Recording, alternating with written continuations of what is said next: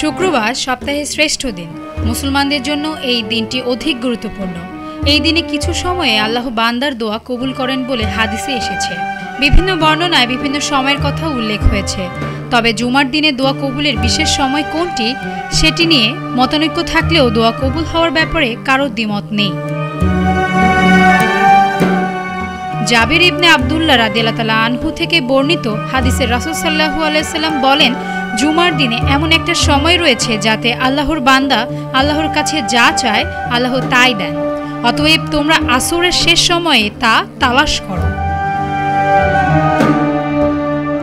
আবু হুরায়রা রাদিয়াল্লাহু তাআলা আনহু বলেন, রাসূল সাল্লাল্লাহু আলাইহি সাল্লাম বলেছেন, জুমার দিনে এমন একটি সময় আছে, সেই সময়টাই যদি কোনো মুসলিম নামাজ আদায়রত অবস্থায় থাকে এবং আল্লাহর কাছে কিছু চায়, আল্লাহ অবশ্যই তার সে চাহিদা বা দোয়া কবুল করবেন। এরপর রাসূল সাল্লাল্লাহু আলাইহি সাল্লাম তার হাত দিয়ে ইশারা করে সময়টির সংক্ষিপ্ততার ইঙ্গিত দেন।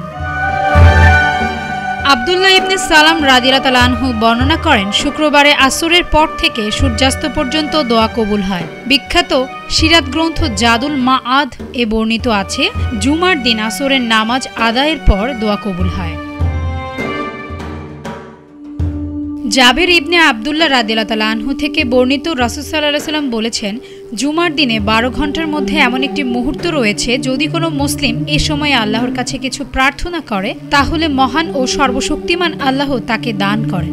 এই মুহূর্তটি তোমরা আসরের শেষ সময় অনুসন্ধান করো। আনাস ইবনে মালিক রাদিয়াল্লাহু তাআলা আনহু থেকে বর্ণিত আছে, জুমাবারে এমন একটি সময় আছে যেটাতে বান্দা আল্লাহর কাছে কোনো দোয়া করলে আল্লাহ তাকে তা দিয়ে থাকেন। তাসনিম আহমেদ, ডেস্ক রিপোর্ট, ভোরের পাতা।